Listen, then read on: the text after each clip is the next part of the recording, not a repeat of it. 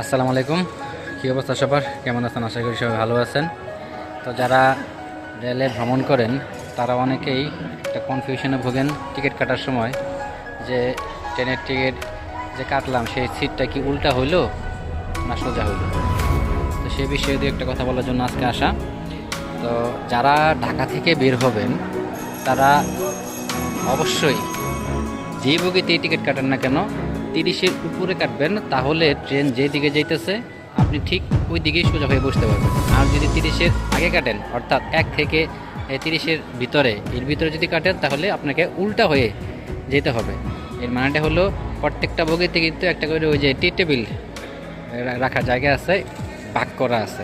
তো একটা বগিতে যদি 40টা সিট থাকে তাহলে 20টা বা 30টা ভাগ হয়ে থাকে। তো এরকম ঢাকা থেকে বের হওয়ার সময় চেষ্টা করবেন 30-এর উপরে কাটার জন্য, তাহলে অবশ্যই ট্রেন যে দিকে যাইতেছে আপনি সেদিকে যাবেন।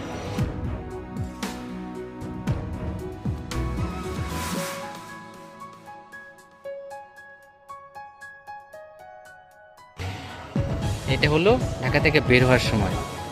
তো ঢাকা থেকে বের হওয়ার পর তো বললাম এইটা।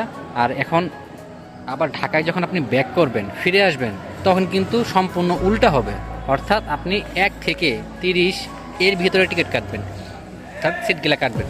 যদি এর ভিতরে এই 1 থেকে 30-এর ভিতরে কাটেন ঢাকার ভিতরে ব্যাক করার সময়, মানে ফিরে আসার সময়, তাহলে গাড়ি যেভাবে আসবে অর্থাৎ ট্রেন যেভাবে যাবে আপনিও ঠিক সোজাভাবে যেতে পারবেন অথবা আসতে পারবেন।